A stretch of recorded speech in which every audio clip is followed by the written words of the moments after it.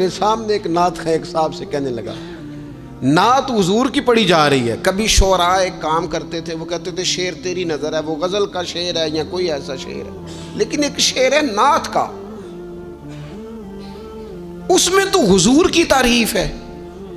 نبی پاک کی تعریف کا شعر کسی بندے کی نظر کیسے ہو سکتا ہے جب اس میں ذکر ہی رسول پاک کا ہے؟ تو وہ نعت خان صاحب کہنے لگے، بندہ سامنے بیٹھا ہے، تھوڑا بہت میں بھی اسے جانتا ہی تھا، تو اسے کہنے لگے حاجی صاحب شعر تو آڑی نظر ہے۔ میں انہوں آکھیا تو مہربانی کر ایدی نظر کوئی اور شے کر لیا، یہ تو نعت ہے حضور کی، یہ نبی پاک کے لیے ہی رہنے دے، اس کی نظر تو نے کر دی ہے۔ تو نالے میں کیا ہے حاجی جنی دیر تک پیچھے بیٹھا سی انہیں دیر تو نظر کیتی نہیں، ان دتھیاں لے کے سامنے آئے تھے تو نظر نیاز شروع کر لی۔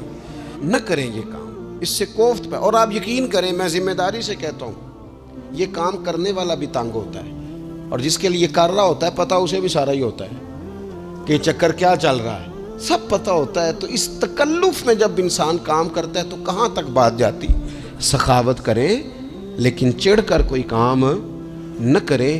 نبی پاک علیہ الصلوۃ والسلام نے فرمایا، حضور فرمانے لگے، اس طرح خیرات نہ کرنا کہ تمہارے اپنے بچے بعد میں لوگوں کے سامنے ہاتھ پھیلاتے پھرے۔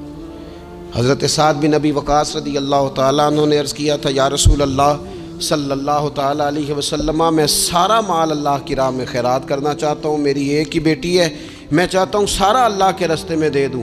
تو حضور فرمانے لگے، نہیں بھائی تو چوتھا حصہ دے، 3 حصے اپنی بچی کے لیے، بیویوں کے لیے، باقیوں کے لیے رکھ لے، لیکن تو یہ کام نہ کر۔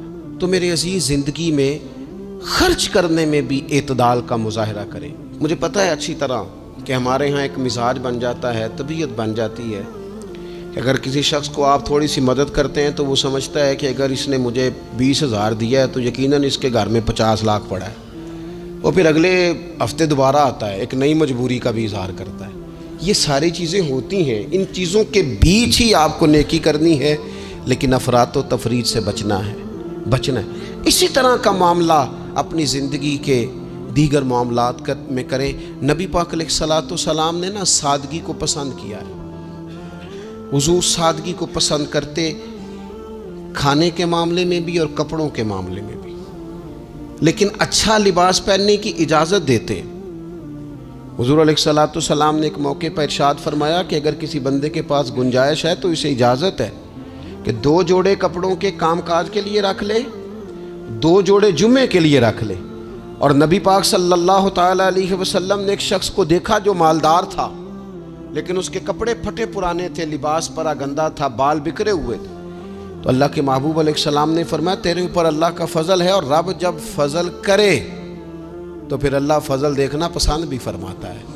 فرمایا تو اچھا لباس پہن، حرج کوئی نہیں، لیکن اپنا رسول پاک علیہ السلام کا طریقہ مبارکہ یہی تھا کہ سیدہ عائشہ صدیقہ فرماتی ہیں کہ یہ وہ لنگی مبارک ہے اور یہ وہ پیوند والا کرتا مبارک ہے، اسی میں محبوب نے اپنی جان اپنے رب کریم کی بارگاہ میں پیش کر دی۔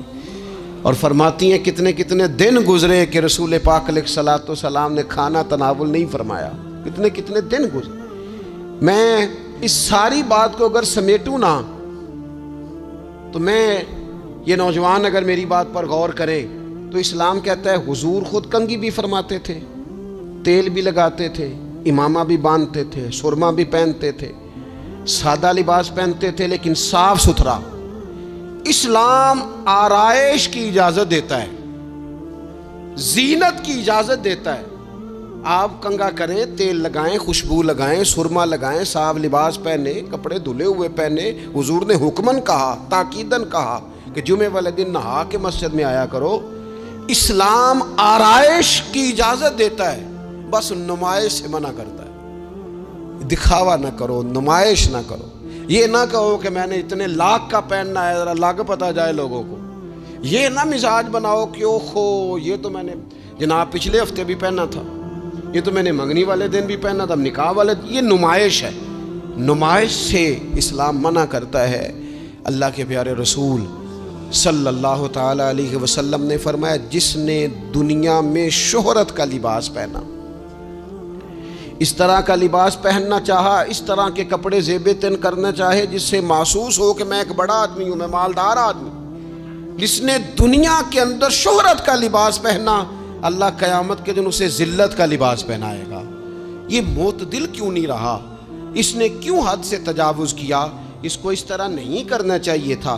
رسول رحمت صلی اللہ تعالیٰ علیہ وآلہ وسلم نے ہمیں جس چیز کی اجازت دی ہے وہ کام ہم کر سکتے ہیں، اور جس سے نبی پاک علیہ الصلوۃ والسلام نے ہمیں روکا ہے اس کام سے ہم نے بچنا ہے۔ ایک اور بات بھی خاص اور بالخصوص نوجوانوں سے کرنی ہے، وہ خاص جس طرح کھانے پینے میں معتدل رہیں، کمائی کرنے میں معتدل رہیں، خرچ کرنے میں اعتدال کا مظاہرہ کریں، لباس میں اعتدال کا مظاہرہ کریں۔